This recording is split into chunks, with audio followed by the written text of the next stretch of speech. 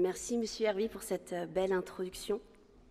Et je voulais aussi surtout dire merci à Gilles Servat pour l'émotion que vous nous avez apportée et vous nous avez cueillis ce matin. Et je vais continuer avec de l'émotion, avec le projet Unis pour l'Ukraine. 24 février 2022. La guerre en Ukraine secoue le monde. Les médias ont déployé d'importants moyens pour rendre compte de la guerre, lui accordant une couverture médiatique qui a marqué les esprits et les souvenirs de nos aînés. Les images des reportages de guerre sont glaçantes. Des bâtiments bombardés à Kiev, des chars russes qui fendent la campagne ukrainienne, des milliers de personnes en exode. L'idée d'une guerre aux portes de l'Europe commence à imprégner les esprits et en particulier ceux de nos aînés.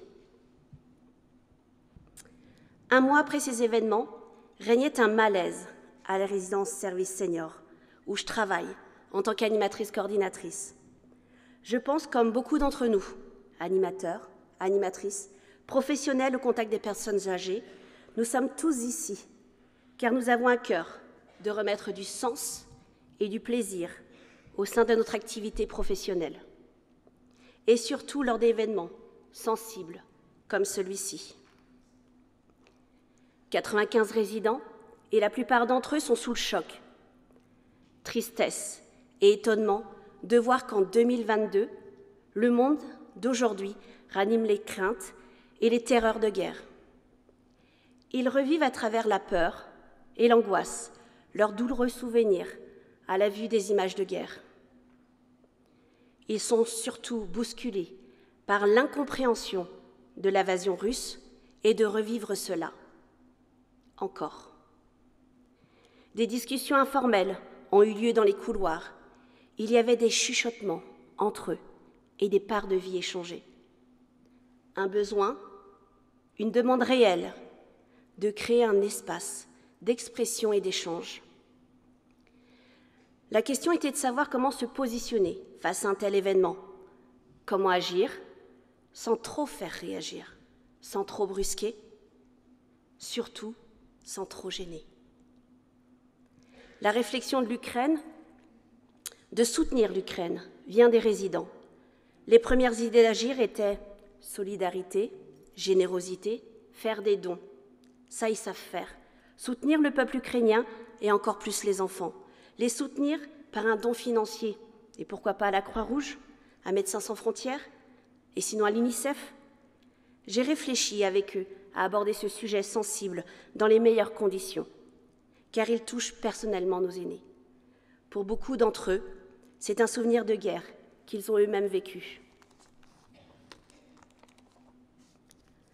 Nous avons commencé timidement des actions de soutien à travers nos différentes animations du quotidien, sous différents modes d'expression, car nous ne savions pas comment y faire. Il faut se l'avouer, des fois on est un peu perdu. Par exemple, dans la sélection des chants de notre chorale, les chants des partisans, l'hymne européen, ces chansons d'espoir et fédératrices invitent à l'écoute de soi et surtout des autres. Des poèmes sont nés lors des ateliers d'écriture. Des résidents exposent avec fierté des médailles, des photos, des courriers de guerre et partagent leurs souvenirs. Puis la rédaction France 3 du 19-20 Bretagne a contacté la résidence pour connaître la réaction des aînés face à une telle actualité. Une belle opportunité, c'est exactement ce qu'il nous fallait à ce moment-là. On fonce. C'est le point de rendez-vous pour créer la connexion et pour les rassembler et surtout les écouter parler. Mercredi 16 mars 2022, exactement 20 jours après les premiers bombardements, les résidents acteurs et solidaires ont participé à ce reportage télévisuel, en vivant cette journée unie pour l'Ukraine. Ce projet s'est construit autour d'un atelier discussion et a fédéré grâce à la création d'un design art pixel solidaire et participatif en forme de cœur et aux couleurs jaune et bleu de l'Ukraine. Cela a permis de délier la parole sur les peurs et de recycler cette peur en espoir, grâce à la mémoire. Cette technique artistique est utilisée par des campagnes de communication visuelle, notamment entre buildings et sociétés rivales. Prenons l'exemple des États-Unis, avec les quartiers d'affaires, les downtown. L'idée est simple, c'est comment communiquer, se parler et se défier lors d'un jeu pacifiste, en créant du mouvement entre eux et en véhiculant l'esprit d'équipe collaboratif, en étant visible et entendu par tous, juste par des petits papiers colorés. D'abord, informer les résidents du déroulé de la journée par une invitation est importante pour créer une bonne énergie de groupe. Une des consignes, et vous allez sourire, le dress code. Jaune et bleu, aux couleurs du drapeau ukrainien, a fonctionné. Une participation collaborative, un soutien sincère et un sentiment de compassion est partagé. La majorité des seniors ont joué le jeu en trouvant les bonnes nuances dans leur placard et la magie a opéré.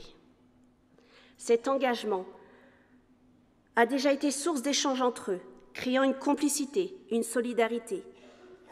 Ensuite, le choix du mercredi était aussi de faire vivre cette journée aux 4 jeunes d'unicité en service civique qui viennent rendre visite aux aînés et discuter avec eux.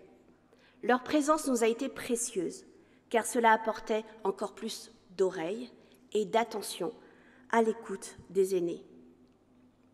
Après, avec un badge, un simple badge uni pour l'Ukraine que nous avons accueilli, un moyen simple mais important pour un accueil chaleureux, en les considérant dans leur singularité et en les saluant, un à un.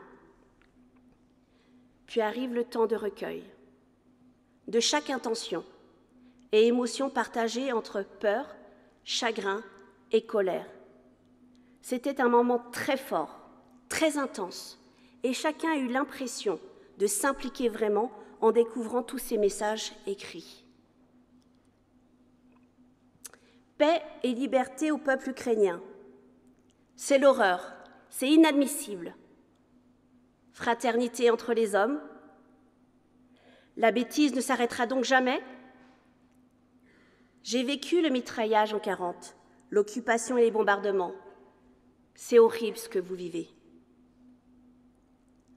Ainsi forts sont les mots sur les post-it. Il est important de se sentir écouté.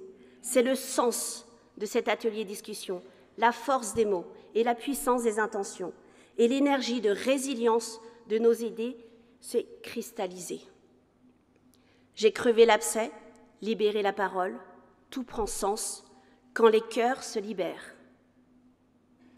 Lors de l'écriture des post-it, j'ai pu cibler et demander l'aval des personnes qui avaient besoin de parler ou qui avaient une émotion à partager. Les écrits du matin ont facilité la prise de parole de l'après-midi face caméra. Les échanges se sont enchaînés naturellement, sans aucune pression. Tellement d'émotions et de partage entre eux. Surtout, le respect de l'écoute. Voir une anecdote racontée éveiller en l'autre un souvenir caché, une émotion, une envie irrépressible de se raconter à son tour. Certains, pensant qu'ils n'avaient rien à dire, et pourtant ils ont continué à parler, hors caméra, et partager des souvenirs douloureux, mais réels, qui les unissent tellement aujourd'hui. 19h07 sonne, ces aînés anonymes, tous face à leur téléviseur, tous ensemble, ont partagé leur émotion d'être des témoins de guerre et de ressentir l'importance de leur témoignage très justement écouté. Le débriefing de cette journée nous a fait prendre conscience qu'ils avaient beaucoup de choses à dire sur le sujet. C'est un devoir de mémoire, comme le dirait Marie-Thérèse, une de nos résidentes. On parle de l'Ukraine, mais il n'y a pas que cette guerre-là. Finalement, chaque technique d'animation est propice au sujet délicat, tant qu'il y a du sens, et surtout en étant à l'écoute de toutes les émotions sans aucune pudeur. et par-dessus tout, sans limite d'écoute. L'objectif était de pouvoir libérer la parole, s'exprimer, transmettre, se sentir intégrés, utiles et être conscients qu'ils étaient acteurs d'événements d'actualité, se savoir valorisés par un passé lié au grand âge. Je vous demande juste d'aller en profondeur, dans le détail, ne pas survoler, partager leur sensibilité sans les heurter, accueillir leurs mots, M-O-T-S, mais également leurs mots, M-A-U-X, tout en valorisant leur vulnérabilité. Le projet les a fait passer du silence au partage de la parole, en utilisant de la pédagogie pour permettre au plus grand nombre de participer à un projet de communication et de transmission. Une semaine après, Europe 1 a souhaité à son tour transmettre ce que cette guerre actuelle provoque chez nos aînés. Après tout ce partage émouvant d'anecdotes et de souvenirs, on s'est rendu compte que le silence est beaucoup plus douloureux que l'expression qui les a unis dans leurs souvenirs.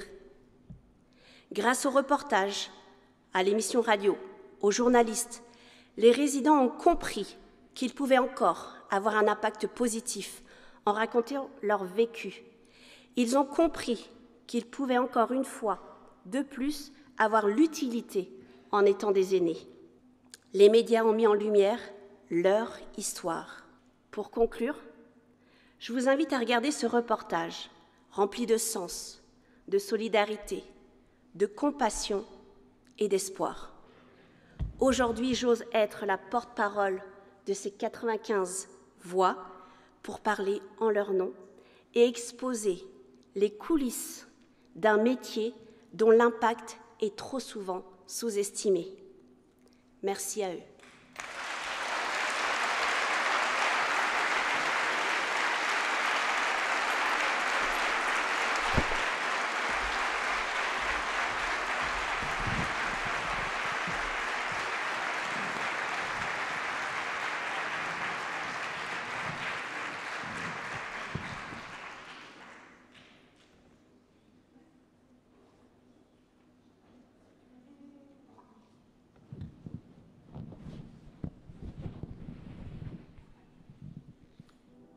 La guerre à 3 heures de la France, c'est un choc pour nous tous et encore davantage pour nos aînés dont les souvenirs et les traumatismes refont surface. Nous leur avons donné la parole dans un EHPAD à Rennes. Reportage Gilles Morvan et Lionel Bonis. Merci d'être tous là, unis aujourd'hui pour l'Ukraine. J'ai beaucoup entendu depuis 21 jours votre voix et votre envie de participer à cette solidarité.